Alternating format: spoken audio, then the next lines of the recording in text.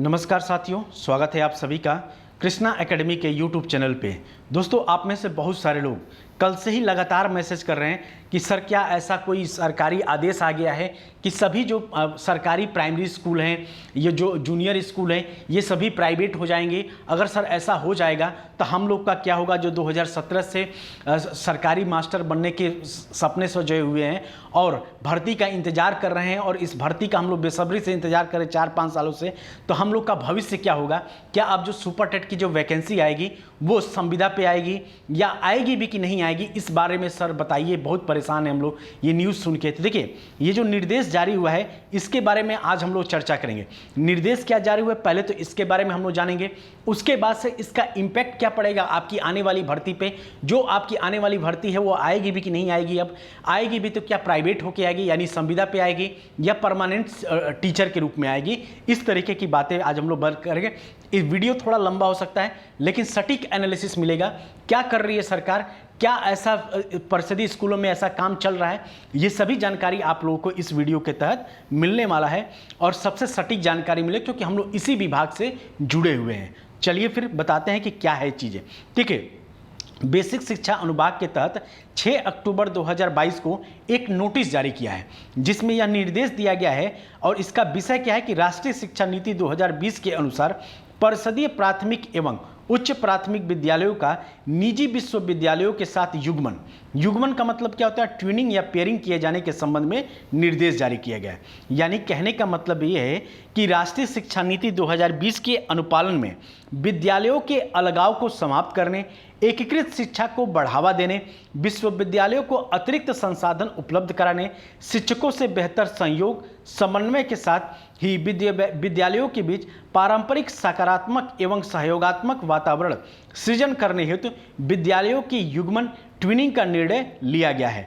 इसके अंतर्गत 5 से 8 किलोमीटर के दायरे में अवस्थित निजी विश्वविद्यालय, मान्यता प्राप्त अशासकीय विद्यालय, उच्च शिक्षण संस्थान, विश्वविद्यालय के साथ परिषदीय प्राथमिक उच्च विश्वविद्यालयों का युग्मन किया जाएगा। और इसका उद्देश्य क्या है?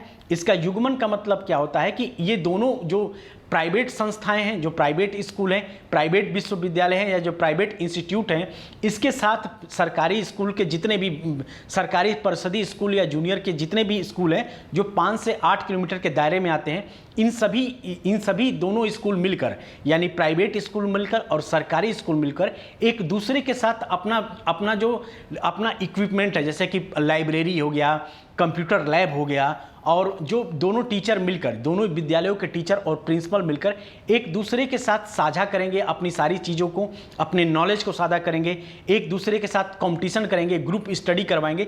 इस तरीके की व्यवस्था किया जा रहा है। ठीक है, और इसका क्या प्रभाव पड़ेगा इसके बारे में हम लोग बात करेंगे। इसका उद्देश्य क्या है इसलिए भी हम लोग थोड़ा देख लेते हैं। इसका उद्देश्य ये है कि युग्मित विद्यालयों के बीच अकादमिक एवं सहपाठ्य चर्चा संबंधी गतिविधियों, विचारों, दृष्टिकोणों, शिक्षण विधियों, तकनीकों की पहचान और सर्वश्रेष्ठ प्रथाओं को साझा करने हेतु अवसर प्रदान करना, पीयर लर्निंग एवं ग्रुप लर्निंग के लिए वातावरण प्रदान करके सीखने की प्रक्रिया को गतिशीलता एवं प्रभावी मंच उपलब्ध कराना है, बच्चों और शिक्षकों के बीच बेहतर संवाद, अनुभवों, विचारों एवं सर्वोत्तम प्रथाओं के बारे में निर्णय लिया गया है। इसका उद्देश्य क्या है? तो इसका उद्देश्य है कि आपस में जुड़ने के बाद दोनों विश्वविद्यालयों के बच्चे एक दूसरे के यहाँ पुस्तकालय, प्रयोगशाला, खेल के मैदान, बुनियादी ढांचे और डिजिटल सुविधाओं का उपयोग कर सकेंगे। और इस शैक्षिक आदान प्रदान की जानकारी अभिभावकों को दी जाएगी। बच्चों को भ्रमण किए जाने पर उनकी सहमति ली जाएगी। भ्रमण पर जाने वाले बच्चों के साथ वाद विवाद प्रतियोगिता आदि होगी। यानी कहने का मतलब पूरा इसका सार ये है कि ये जो नोटिस आया है इसका सार ये है कि प्राइवेट स्कूल और सरकारी स्कूल के जो टीचर हैं और जो बच्चे हैं वो एक दूसरे के बच्चों के साथ कंपटीशन होगा, यानी कि पाठ्य चर्चा पे चर्चाएं होंगी, ग्रुप डिस्कशन होगा, कंपटीशन कराया जाएगा एक दूसरे से। मैथ से ले हर एक एक सब्जेक्ट पे, जैसे इंग्लिश में और इंग्लिश सब्जेक्ट से, मैथ सब्जेक्ट से, ये देखा जाएगा कि भाई एक दूसरे के बच्चों के साथ नॉलेज शेयर किया जाएगा, ताकि दोनों बच्चों का, प्राइमरी स्कूल के बच्चों का और सरकारी स्कूल के बच्चों का सर्वांगीण विकास हो गया। देखिए सरकारी स्कूल में, जो प्राइमरी स्कूल में, इसमें कंप्यूटर लैब नहीं होता, लाइब्रेरियाँ नहीं होती, तो जो ये सरकारी स्कूल के बच्चे हैं ये प्राइवेट स्कूल में अपना जाएंगे, वहाँ की लाइब्रेरी का इस्तेमाल करेंगे, वहाँ के कंप्यूटर का लैब का इस्तेमाल करेंगे, तो इससे इनके ज्ञान में वृद्धि होगी। ये एक तरीके का सुझाव है, एक तरीके का प्रयोग है जो किया जा रहा है। इसका मतलब ये नहीं है, अब हम लोग आते हैं अपने असली मुद्दे पे, इसका मतलब ये नहीं है कि आपके जो सरकारी स्कूल हैं वो प्राइवेट होने वाले हैं, या जो सरकारी शिक्षक हैं वो भी प्राइवेट होने वाले हैं, या जो आपकी अगली जो वैकेंसी आएगी वो संविदा पे आएगी, यानी कि प्राइवेट होके आएगी। ऐसा कुछ भी नहीं है, ये एक तरीके का निर्णय। देखिए ये कोई नई बात नहीं है, हम लोग भी अपने स्कूलों में क्या करते हैं कि प्राइवेट स्कूलों के बच्चों के साथ, प्राइवेट स्कूल के बच्चों के साथ, जो अपने आसपास के जो प्राइवेट स्कूल के बच्चे हैं उनके साथ अपने बच्चों का कंपटीशन करवाते हैं, ये देखने के लिए कि हमारे जो बच्चे पढ़ रहे हैं क्या वो प्राइवेट लेवल के बच्चे से अच्छे हैं, कि या इनके अंदर और सुधार करने की जरूरत है। ये काम बहुत पहले से चल रहा है, और ये जो निर्णय लिया गया है ना, ये जो निर्देश जारी किया है, ये आज के 3 साल पहले से मैं सुन रहा हूँ। जब से मैं आया हूँ इस विभाग में तब से ही मैं ये निर्णय सुना, लेकिन ऐसा कुछ भी नहीं। अच्छा ये भी सोचिए ना, प्राइवेट विश्वविद्यालय फ्री फंड में बच्चों को अपना लाइब्रेरी क्यों यूज करने देंगे, अपना कंप्यूटर लैब क्यों यूज करने देंगे, क्योंकि सरकार तो पैसा देगी नहीं। और सरकार अगर प्राइवेट के साथ बस ऐसे निर्णय लेने के लिए कह रही है, तो कोई भी प्राइवेट संस्थान शुद्ध पैसा कमाना चाहती है। और प्राइमरी स्कूल में वही बच्चे पढ़ते हैं जिनके पास 2 वक्त की रोटी नहीं होती है। अगर उनको मिड डे मील ना दिया जाए ना तो बच्चे पढ़ने भी ना आए, वो अपना मजदूरी करने लगे। तो मिड डे मील के सहारे तो बच्चों को रोक के पढ़ाने की कोशिश की जा रही है। तो क्या ये प्राइवेट स्कूल में अपनी फीस दे पाएंगे? नहीं दे पाएंगे। तो इस तरीके की व्यवस्था कभी भी सफल नहीं हो सकती। जैसे सांसद ग्राम योजना जो आया था, जो मोदी जी ने लाया था 2014 में, उन्होंने कहा था कि जितने भी सांसद हैं वो सभी कम से कम एक गांव को गोद लेंगे। कितने गांव आदर्श ग्राम हो गए? कोई गांव आदर्श ग्राम नहीं हुआ है, ठीक है, 1 आध 2 को छोड़ दिया जाए। तो इस तरीके की बातें, इस तरीके का प्रयोग कभी सफल नहीं होगा। और रही बात आपके स्कूल प्राइवेट होने का, तो कभी नहीं होगा। ये बात याद रखिएगा कि कभी नहीं होगा ऐसा। और ऐसे निर्णय, और अगर प्राइवेट करना भी होगा सरकार को, तो प्राइवेट स्कूलों को क्यों देगी? वो डायरेक्ट कर सकती है ना भाई। योगी जी अपने सख्त निर्णय लेने के मामले में जाने जाते हैं। वो तुरंत कह देंगे कि हम सरकारी, जितने भी सरकारी स्कूल है ये सभी सरकारी स्कूल प्राइवेट कर रहे हैं, जितने भी इसमें के टीचर हैं उन सभी को मैं प्राइवेट कर रहा हूँ। तो ऐसा कोई भी निर्णय नहीं, तो आपको घबराने की जरूरत नहीं है।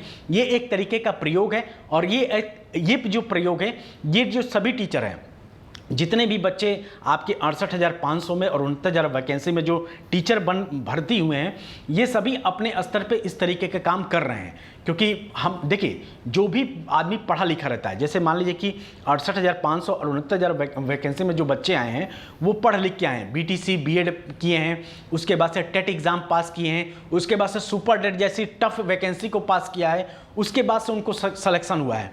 तो वो बच्चे पढ़ लिखे, जिनके अंदर योग्यता होती है ना, वो अपनी योग्यता का प्रदर्शन करता है। अगर नहीं खुद प्रदर्शन कर पाता तो अपने बच्चों के थ्रू प्रदर्शन करवाता है।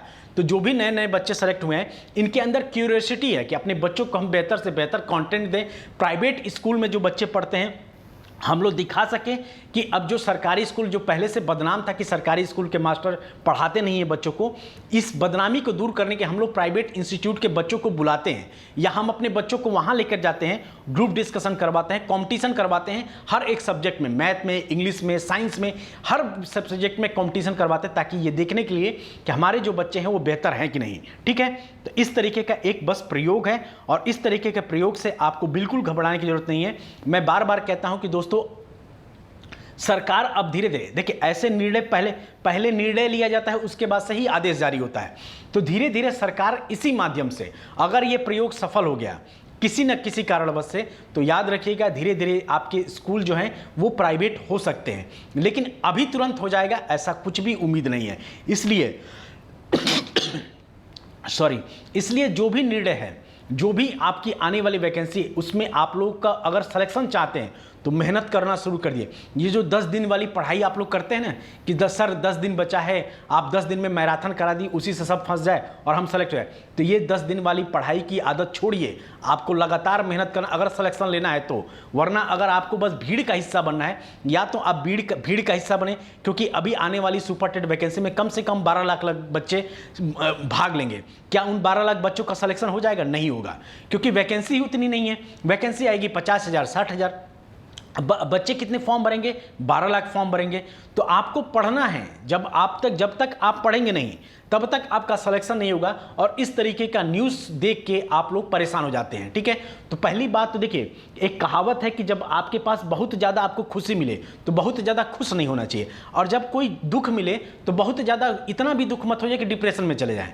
तो इन दोनों स्थिति से आपको बचना है, ना बहुत ज़्यादा खुश होना है, ना बहुत ज़्यादा निराश होना है, ना डिप्रेशन में जाना है। बस आपको करना क्या है कि ईमानदारी से अपनी पढ़ाई करनी है, ठीक है। डेली आप अपने टारगेट बनाइए कि हमको आज ये सब्जेक्ट पढ़ना है, आज आपको ये सब्जेक्ट पढ़ना है, आपको ये सब्जेक्ट। देखिए, यकीन मानिए दोस्तों, आगे आने वाली जो वैकेंसी है वो सरकारी आएगी, प्राइवेट नहीं आएगी, ये लिख के ले लीजिए।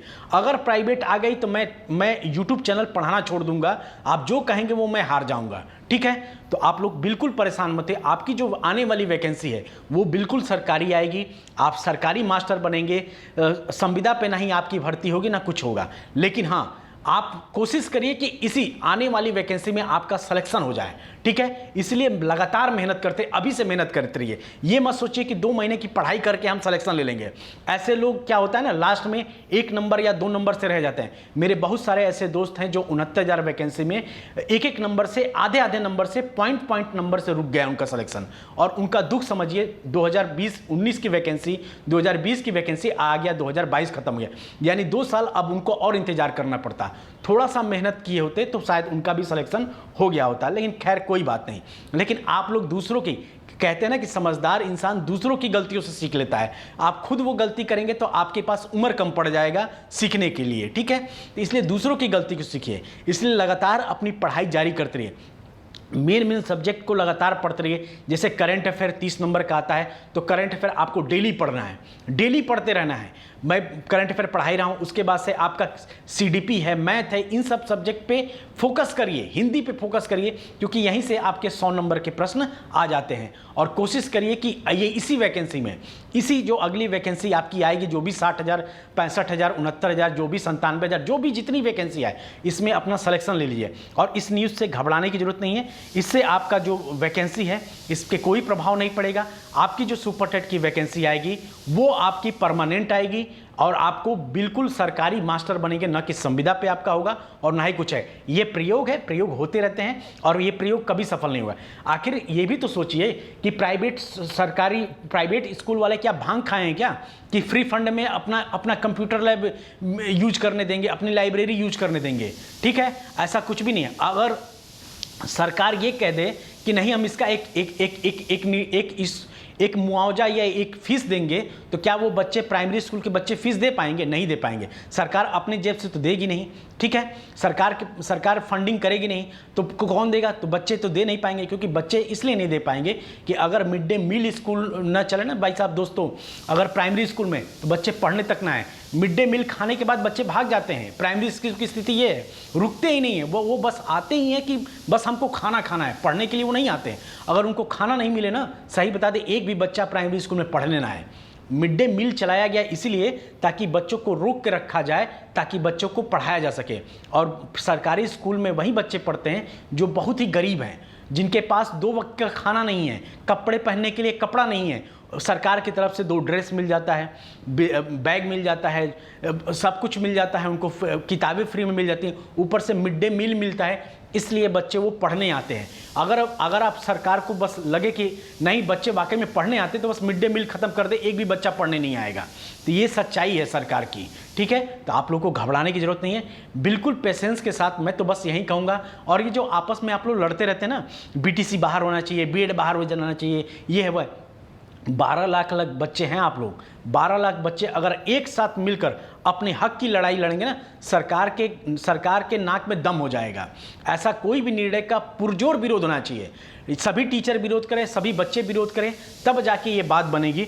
हालांकि ये अच्छे संकेत नहीं है, अगर ऐसा प्रयोग होता है तो इन फ्यूचर आपके जो स्कूल हैं वो प्राइवेट हो सकते हैं। लेकिन अभी ऐसा कोई निर्णय, मैंने कहा ना कि अभी जो आने वाली वैकेंसी है ये बिल्कुल परमानेंट आएगी, बिल्कुल सरकारी आएगी, आपको बिल्कुल घबराने की जरूरत नहीं है। लेकिन बस दोस्तों आप लोग मेहनत करते रहिए, मेहनत करते करके एक सीट अपनी पक्की कर लीजिए, ताकि आप लोग को ये जो भविष्य जो आपका अंधेरे में दिख रहा है या जो आप लोग दुविधा की या डायलेमा की स्थिति में, इससे आप लोग उभर सकें। इसलिए मेहनत ही वो हथियार है जिससे आप लोग शिक्षक या बन सकते हैं। और कभी भी सिर्फ एक एग्जाम की तैयारी नहीं करना चाहिए, ठीक है। इसलिए मैंने आप लोगों से कहा था कि जितने भी यूपी सुपर टेट की तैयारी बच्चे कर रहे हैं वो पेट का फॉर्म भर जाए। सेंटर दूर गया है, आप पेपर देने जाइए, क्योंकि आप सिर्फ एक वैकेंसी के भरोसे रहेंगे तो आप 4-5 साल तक ऐसे ही बेरोजगार रहेंगे। इसलिए जितनी भी वैकेंसी आप दे सकते हैं, जितने भी आपके सिलेबस के अकॉर्डिंग वैकेंसी आ रही हैं, कम से कम उसको तो भरिए। पेट एग्जाम आपके सिलेबस के अकॉर्डिंग है, आपको वही मैथ पढ़ना है जो आपको सुपर टेट में पढ़ना है, जो वही रीजनिंग आपको पढ़ना है जो सुपर टेट में पढ़ना है, वही इंग्लिश पढ़ना है जो सुपर टेट में पढ़ना है, वही हिंदी आपका सुपर टेट में भी आएगा, पेट में भी आएगा, वही जीएस आपका सुपर टेट में आएगा जो पेट में आएगा।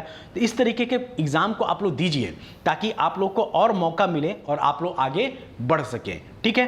तो आप लोग को बिल्कुल घबराना नहीं है, कोई सरकारी स्कूल प्राइवेट नहीं होने वाला है, कोई भी ऐसा, ये एक तरीके का प्रयोग है, कोई आदेश नहीं है। अगर आदेश ऐसा आएगा तो हम लोग हैं ना विरोध करने के लिए, आप लोग बिल्कुल निश्चिंत रहिए। बस ये बात अपने कान में डाल लीजिए कि अगली वैकेंसी आपको परमानेंट देखने को मिलेगी, सरकारी देखने को मिलेगी, और उसके अलावा कुछ भी देखने को नहीं मिलेगा। और कोशिश करिएगा कि आने वाली वैकेंसी में आप अपना सिलेक्शन लेके फुर्सत हो लें, ठीक है दोस्तों। उम्मीद है आप लोगों को थोड़ा सा वीडियो में थोड़ा सा पॉजिटिव साइन दिखा होगा। तो आप लोग मैं बस आप लोगों से हाथ जोड़ के बस यही विनती करना चाहता हूं कि आप लोग ईमानदारी से मेहनत, जो कुछ भी आप लोगों को पढ़ाया जा रहा है कम से कम उसको अच्छे से पढ़िए।